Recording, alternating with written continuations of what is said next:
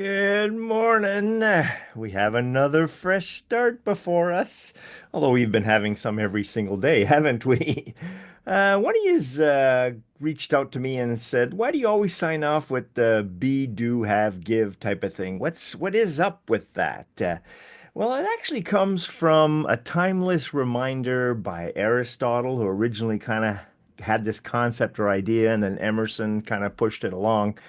While our purpose may start with our why, and if you recall, we've talked a bit about, having the purpose first, but our quest for happiness is often upside down, because a lot of times we're going to say things like, well, when I have this certain thing, then I will be able to do what I'm wanting to do, and then I can be happy or fulfilled or rich or whatever.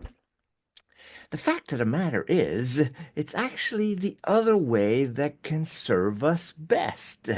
We recently have a campaign going on, or had a presenter talking about the campaign of, United Way and Living United, inviting us to come together to kind of practice being human beings, not human doings, right? We all have very similar needs, wants, desires, and such. And a lot of times coming together in the being state makes the difference.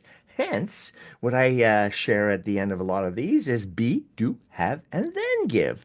So that instead of saying when I have something, it's how can I be something first so that in the beingness we can then do things that make us happy, that fulfill us, that advance us, that progress with our goals and such, so that we can then have resources to be able to support and lift us towards the things that we're all wanting and striving for, including the happiness. But you be happy to have happiness, if that makes any sense. And here's the insurance marker in all of this is so that we can then give. There's that extra element that's pretty much required if you want it to keep going in an easier way. To give from our blessings, from our abundance, so that we can complete this circle that allows us to continue the flow. Be, do, have, give. Be, do, have, give, right? It doesn't start at have. And that's been our kind of missing link, if you will, in the circle of life. It's like this farmer who keeps saying, I'm going to plant when the weather is perfect and when I get the money from the grants that I'm shooting for so I can have the equipment that I need to be able to do all of this farming stuff. He's waiting and waiting and waiting because a lot of time doesn't happen, right? Versus the farmer that says, I'm planting no matter what. The weather never listens to me anyway.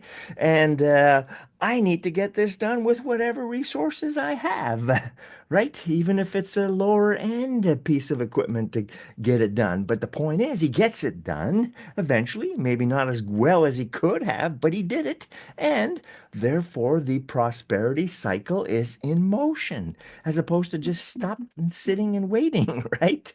So, that is a kind of little key trick to the be, do, have, give scenario so that we can choose to be first. Remember that. Be first, not in a selfish way, but be first so that you can do, you can have, and then you can give on the repeat cycle, right?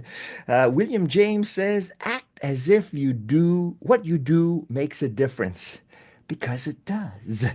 Beingness gets you into the doingness to make a difference. What do you say? Can we do on that with this brand new start again that we get on this beautiful Monday? Think about that today and this week and be first. Cheers and ciao.